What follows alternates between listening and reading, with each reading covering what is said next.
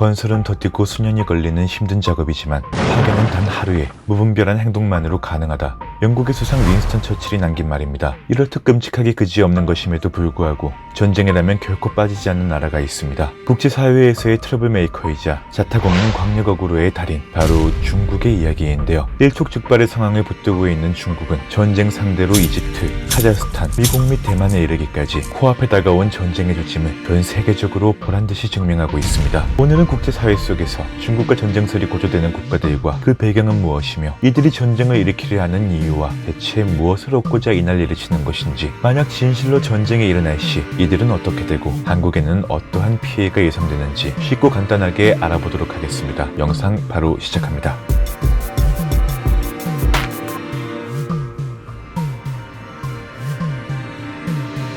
총 길이 6,700km의 이집트인들의 역사와 함께하며 생명의 젖줄이란 이름으로 개성되어 온 나일강. 이집트 국민의 95%가 거주 중인 이 나일강 유역은 국가 GDP의 11.3%를 책임지는 명실공히 이집트의 심장이자 국민들의 직업 28%가 유지되고 있는 말 그대로 생명의 샘인데요. 그런데 현 시각인 나일강은 빠른 속도로 사라지고 있으니 온난화로 인해 사막화가 일어나는 부분이야 어쩔 수 없다 치지만, 사실 궁극적인 이유는 에티오피아와 손잡은 중국의 트롤링 때문입니다. 나일강은 케냐, 탄자니아, 우간다, 콩고민주공화국 등의 호수와 강에서 발원한 나일강 15%의 백나일강과 에티오피아 타나오에서 발원한 85%의 상류, 청나일강으로 이루어져 있는데요. 지금으로부터 10년 전인 2011년 에티오피아 정부가 중국과 손을 잡고서 수단 국경 근처 청나일강에 6,000메가와트의 전력을 생산할 수 있는 그랜드 에티오피아 르네상스 댐 GERD 건설에 착수. 현 시각까지 이집트 및 수단과 나일강 수자원을 둘러싸고 박터지게 싸워왔습니다. 이집트는 에티오피아의 나일강 개발 시도가 이집트로 유입되는 강물을 현격히 감소시키면 물론 국가 생존에 대한 중대한 위협이 될 것으로 간주하여 크게 반발한 것이고, 나일강의 주인은 이집트라는 인식이 이집트 사회 전반에 뿌리내려 있는 만큼 GERD 건설은 이집트 정체성에 대한 중대한 도전으로 인식되었는데요. 미국과 아프리카 연합 AU의 오랜 중재 노력에도 불구하고 GERD 관련 협상의 타결에는 상당한 시간이 걸릴 전망이며, 이집트와 에티오피아의 국내 정치적 상황이 협상 타결의 장애물로 작용하는 바, 이집트는 말 그대로 살아남기 위해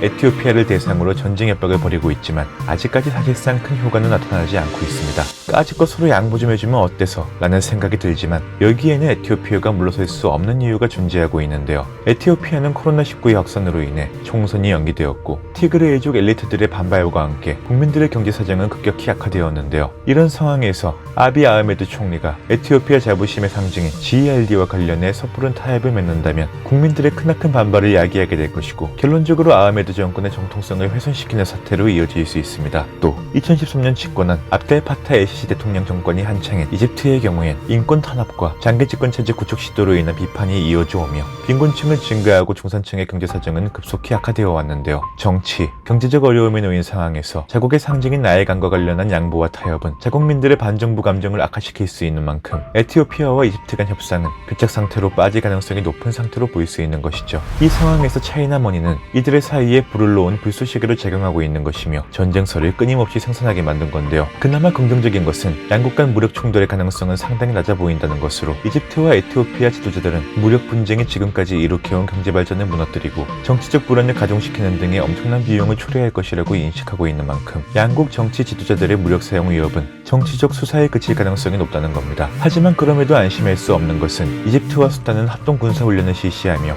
무력 개입 가능성을 열어놓고 있는 중으로, 지난 5월 수단의 관영 수나 통신은 이집트의 군병력이 수단과의 합동 군사훈련을 위해 수도 카르툼에 도착했다고 보도한 바, 양국은 나일강의 수호자라는 작전명의 합동 군사훈련을 실시하며 이는 두 나라가 직면한 위협을 처리할 방안을 통합하는 데 목적을 두고 있다고 주장했고, 작년 11월에도 양국 특수부대는 나일강의 독수리라는 작전명으로 합동 군사훈련을 펼치는 모습을 보이기도 했습니다. 이렇듯 전쟁이란 결코 확률로 계산할 수 있는 범주의 일이 아니며 상식 밖의 일로 전개되어 온 역사와 같이 결코 흘려보아서는 안 될 일이겠습니다. 2020년 7월 GERD는 이미 우기가 시작되었을 때 처음으로 댐을 막고 나일강물을 저장한 바 있으며, 현재 댐은 80% 건설된 상태로 2023년 완공 예정인 만큼 이들의 갈등과 분쟁은 절정으로 치달을 것으로 보입니다. 낄끼빠빠하지 않는 그들을 우리는 어떻게 바라보면 좋을까요?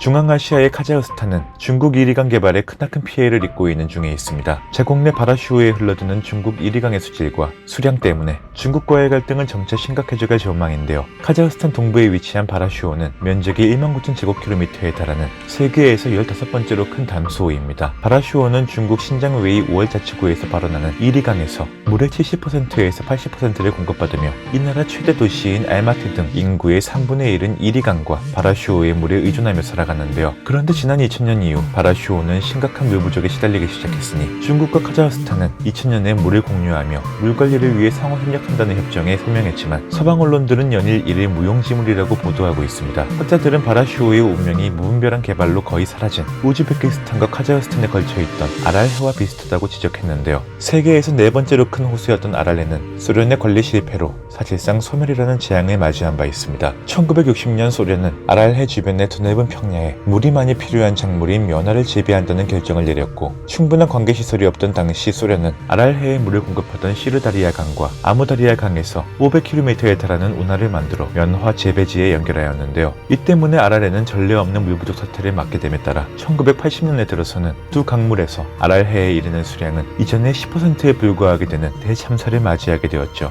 결국 1989년에 아랄해는 두 개로 분리되었고 1997년에 들어서는 면적이 40년 전의 10% 수준으로 쪼그라들었으며 주변 습지의 95%는 사막으로 변하는가 하면 2014년에 호수 동쪽은 완전히 사라지게 되었습니다. 이렇듯 아랄해가 메마르면서 상상도 못했던 재앙이 발생했으니 줄어든 물에서 염분의 비율이 증가하고 비료나 살충제 오염도 심해졌는데요. 지금은 아랄해의 바닥이었던 곳에서 염분과 화학물질을 함유한 모래폭풍이 불어 인근 수백 킬로미터의 토양을 오염시키고 생물 다양성은 사라지는 한편 기후도 악화됐으며 주민들은 질병에 시달리고 있죠. 오염 및 모래폭풍으로 인해 결핵, 장티푸스, 이질 등의 질병이 크게 늘어났으며 암 환자와 빈혈 환자, 영아의 질병 감염과 사망률이 급증하는 끔찍한 결과를 낳았습니다. 이렇듯 현재의 바라슈오가 아랄해와 운명이 비슷해지고 있다는 우려 속에서 중국 공산당 정권은 소련 공산당과 흡사한 개발 정책을 추진하고 있는데요. 중국은 비옥한 이리강 계곡에 물이 아주 많이 드는 벼농사도 확대하는 한편 러시아 연구자들에 의하면 2050년까지 이리강의 수량은 지금보다 40%나 줄어들게 될 것이며 공장이 증가함에 따라 수질도 악화되고 다량의 산업 폐기물도 이리강에 버려지고 있는 것이 확인되었습니다. 중국의 무분별한 개발로 인한 이리강의 수량 감소와 수질 악화, 이슬람 인구에 대한 탄압 등으로 인해 카자흐스탄에서는 반중 정서가 강해지고 있다고 현지 언론들은 보도하고 있으며 그럼에도 바라슈오에 위협이 되는 대규모 개발 계획은 중국에서 벌어지고 있기 때문에 바라슈오 상태가 개선될 가능성은 거의 없는 상황으로 이로 인해 전쟁설까지 대두되어 온 것입니다. 국내 영해에 불법 침입한 중국 어선들이 어류의 씨를 말려 어민들의 마음을 찢어놓았던 사건들을 떠올리노라면 카자흐스탄의 속이 얼마나 타들어갔는지 100번 공감하고도 남을 일이겠습니다.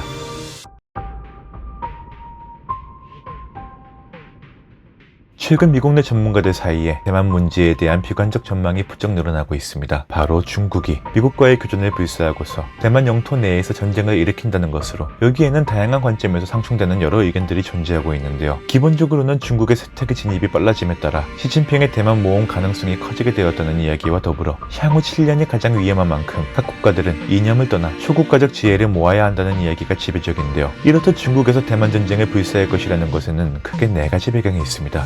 첫째는 시진핑 주석의 입장에서 시간이 별로 없다는 것으로 중국이 인구 감소, 경제 저성장 시대를 앞두고 있고 미국의 압박으로 기술 경쟁에서의 승리도 보장할 수 없는 만큼 대만 통일이라는 원대한 목표를 달성해낼 수 있는 시간이 지나가기 전에 단행해야 한다고 판단할 수 있다는 것이며 시진핑은 임기 동안 대만 통일을 이루어내 공산당 통치의 정통성을 확고히 하여 역사적 인물로 남고 싶어 할 것이란 것이죠. 둘째는 시진핑 주석이 지난 10년간 공세적인 대외 정책으로 국제 무대에서 자신이 원하는 바를 서방 세계의 견제 없이 몽땅 이루어냈다는 것으로 남중국해의 군사화와 1대1로 추진, 민주주의를 지향하던 홍콩 주민들의 무력 진압이 있었음에도 실질적인 견제를 받지 않았다는 것으로 대만 또한 곧 그렇게 될 수 있다고 생각한다는 것이죠. 셋째는 가장 중요한 것으로 대만 해협 주변에서 군사적 힘의 균형이 최근 수년 사이 뒤바뀐 것인데요. 1996년 대만이 최초로 민주적 직선제 선거를 실시하던 당시 중국은 대만 근해에 미사일을 발사하며 위협한 바 미국은 이미 취약물을 대만에 파견하여 중국을 압박했고 중국은 한 발 후퇴한 바 있습니다. 그때부터 군비 확장에 심혈을 기울인 중국은 그 결과 대만 근해에서 미국의 군사력을 추월하게 되었고 미국 군사력은 중국보다 더 강하지만서도 세계 도처에 분산 배치되어 있기에 중국 근해에 집중 배치하는 중국보다 불리한 상황입니다. 실제로 올해 미국 국방부와 랜드 연구소가 대만 문제를 놓고 상정한 전쟁 게임에서도 미국이 지는 것으로 나온 바 있는 만큼 사실상 지금으로선 중국의 안하무인을 지켜볼 수밖에 없다는 것이죠. 마지막 네 번째는 시진핑의 입장에 관한 것으로 미국 국내의 어려운 사정과 강해지는 고립주의 경향으로 인해 대만에서 일이 터져도 미국이 개입하지 못할 지속할 것이라는 판단을 할 것이란 겁니다. 아프간 철군에서 본 것과 같이 미국 내 전반적 분위기는 해외 개입이 아닌 철수고 극심한 정치적 분열로 내년 중간 선거나 대선에서 엄청난 혼란이 야기될 전망인데요. 이 경우 과연 대만 방어를 위해 미군 병사들이 피를 흘릴 정치적 의지가 생기겠냐는 겁니다. 중국 본토의 해안을 따라 집중 배치된 고성능 지대공, 지대함 미사일, 전투기, 레이더 등이 단시간 내에 미군이 대만 해역 가까이 진입하는 것을 막을 수 있고 중국의 사이버 공격으로 미국의 조기 경보 시스템을 무력화시킨 후 신속하게 대만을 점령해버릴 시 미국이 손쓰기 힘들어진다는 건데요. 대만 군사력이 대부분 파괴된 후 미군이 도착할 경우 직접 적대 행위를 하지 않는 중국군을 향해 미국 대통령이 먼저 총을 발사하라는 명령을 내릴 명분이 부족하게 될 것이고 미중의 충돌 과정에서 중국의 1차적 타깃은 괌과 오키나와가 될 확률이 높으며 주한미군이 철수하는 경우 대북 경계에 공백이 발생함에 따라 무력 충돌이 한국으로까지 확산될 가능성이 높아지게 됩니다. 대만이 중국에 의해 무력 통일하게 되는 것은 아시아, 태평양에서의 우월적 위치가 미국에서 중국으로 넘어가는 것을 의미하고 미국의 동맹인 한국과 일본, 남서쪽의 필리핀을 연결하는 대만이라는 중간고리가 끊어질 시 그동안 대만이라는 제방에 막혀있던 중국 해군력은 물밀듯 서태평양으로 확장해 나갈 텐데요. 그렇게 되면 한국과 일본은 군사적으로 중국에 고립되어 포위된 섬으로 남게 될 것입니다. 그리고 이렇듯 민주주의 정치체제를 미국이 지켜내지 못했다는 것은 미국의 세계적 지도력에 엄청난 타격을 주게 될 것이고 그 여파는 한미동맹에까지 심각한 영향을 미치게 되겠죠.